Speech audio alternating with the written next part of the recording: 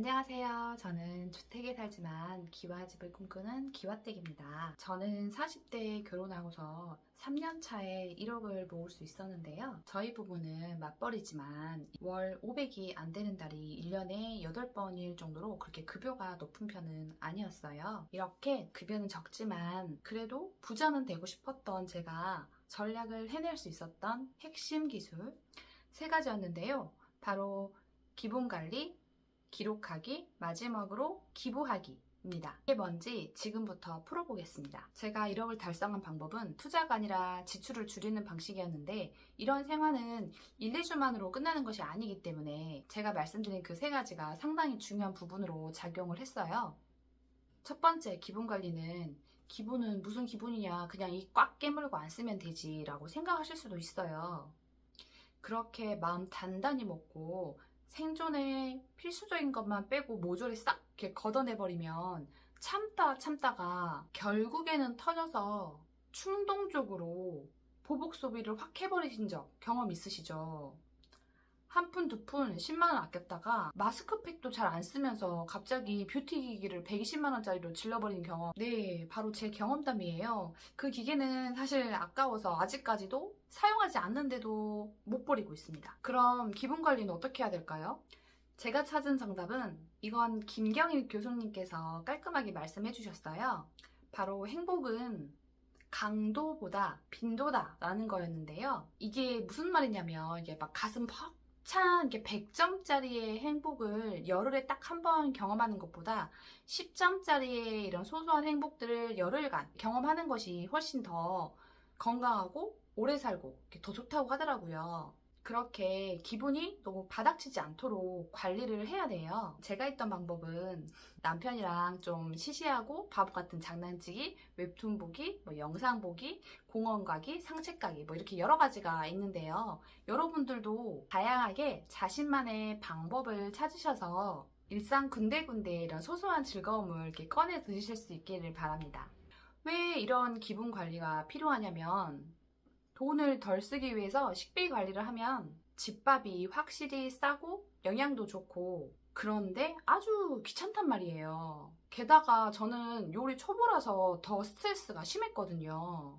메뉴를 결정하고 거기에 대한 재료가 집에 있는지 아니면 사야 되는지 이런 것도 확인해야 되고 또 그 후에는 또 재료 손질하고 요리하는 또 이런 노동적인 부분도 있잖아요. 물론 나중에는 대충 식단을 짤 정도로 익숙해지지만 그 전에 힘들고 귀찮으니까 포기하기 쉬운데요. 그래서 집밥만큼 중요한 것이 같이 저녁을 먹으면서 좋은 감정을 경험하는 거예요. 내 입에 맛있거나 아니면 내가 너무 힘들었기 때문에 그 부분에 대해서 어떤 이런 표현이 필요하면 신랑한테도 이렇게 맛있냐고 물어보고 이렇게 칭찬해달라고 직접 요구를 해요. 아, 나 이거 하느라 완전 힘들었어. 칭찬해줘.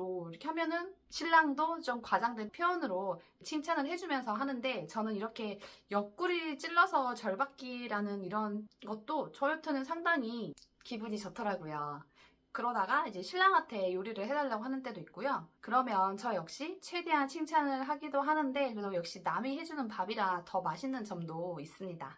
이렇게 저는 상대방이 알아주기를 기대하지 않고 그냥 말로 구체적으로 요청을 하고 이런 소소한 걸로 시시덕거리면서 도란도란 같이 먹는 이런 즐거운 시간의 경험이 전략하는 에너지를 오히려 만들어주기 때문에 이렇게 전략을 해냈다라는 성취감 외에 그 과정 중에 발생하는 이런 재밌었던 즐거운 경험이 상당히 중요합니다. 그리고 전략을 위해서 배달 음식 같은 것도 한 번 이렇게 싹 끊고 이러는 것보다는 이건 도저히 내가 요리 못하겠다 싶은 것들은 사 먹는 것도 좋습니다. 그래야 오히려 전략이라는 긴 마라톤을 지속할 수가 있는데요. 그래서 저도 치킨은 아직까지 사 먹고 있습니다. 이렇게 적당히 대충 하는 부분도 있어야 돼요. 나는 아직 전략 레벨 1인데 벌써 전략 고수처럼 해낼 수가 없다라는 거죠. 그런 현재 자기 수준을 인정하는 것이 굉장히 중요하고요. 이렇게 현재 자신의 초보 상태를 인정할 수 있어야 정신 건강,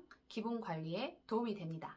또 이렇게 자기 자신을 알아야 하는 부분이 또 있는데요. 바로 꾸민비나 취미 생활이에요. 저는 이제 마흔이 넘고 아이도 있고 하다 보니까 이제 제 추구미는 편안함이라서 꾸민비로는 사실 한 달에 10,000원도 안 쓰는 때가 많아요. 그렇다고 이런 내 자신한테 와, 나 진짜 완전 쥐어짜서 진짜 엄청 아껴서 숭고한 희생 중이구나. 그런 자기 연민 절대 없고 그냥 내 취향대로 지내고 있다. 그래서 딱히 불만이 없어. 이렇게 인식할 수가 있거든요. 대신 저는 저의 재미를 위해서 한 달에 한두 권의 책을 사거나 웹툰, 웹소설 이런 걸 유료 결제까지 해가면서 보는 타입이에요. 또 한 달에 한두 번 카페에 가서 독서 모임을 하고 있고요. 신랑도 한 달에 한두 번 이런 당구장에서 친구들 만나고 놀고 그렇게 하는 걸 하고 있어요. 이렇게 자기 취향에 맞게 돈을 써야 엄한데 돈을 쓰지 않고 기분 관리가 제대로 돼서 삶의 만족도가 올라갑니다. 여기까지가 이제 전략 초보가 돈을 아끼는데 첫 번째 기분 관리가 중요하고 어떻게 했느냐에 대해서 알려드렸고요. 두 번째는 기록하기인데요. 일단 이런 지출 내역이 다 보이도록 한다. 네, 바로 가계부 쓰기예요. 제가 쓰는 가계부는 한 달 내역이 6개의 카테고리에 한 페이지에 다 보이도록 하는 형태인데요. 그 한 페이지에 신랑 칸, 내 칸 이렇게 나눠져 있어가지고 각자 얼마를 썼는지 알 수 있고 이렇게 어디에 얼마를 썼는지가 한눈에 보이는 게 생각보다 저한테는 굉장히 도움이 되더라고요. 특히 내가 이달에 책 사느라 얼마, 웹툰 이런 거 보느라 얼마 이런 거 지출하는 내역도 보이는 게 내가 일만 한 게 아니라 나름 나도 내 자신을 좀 또 관리를 하고 있었구나 이런 게 눈으로 보이는 게 저한테는 상당히 도움이 됐어요. 또 예상보다 소비가 좀 더 된 경우라면은 이렇게 예상보다 넘어선 소비를 신랑이 보고 사실 저에게 뭐라고 하지 않는데도 항상 그 숫자는 보이기 때문에 알아서 조심하게 되는 이런 놀라운 기능이 발휘되더라고요. 그래서 전략을 하기로 했다면 가계부 쓰는 거를 완전 추천드립니다. 세 번째는 기부하기였는데요. 이렇게 전략을 하면서 지내온 일상이 내가 잘해서 이만큼 왔다 이렇게 생각하실 수가 있어요. 물론 내 노력도 있지만 그것만으로 이렇게 될 리가 없잖아요. 사회적 분업으로 전기, 가스, 도로, 인터넷, 수도, 업, 농업, 공업, 물류, 치안 등등 각 분야에서 많은 일상의 영웅들이 있기 때문에 지금이 있는 건데 이걸 사실 까먹을 때가 있어요.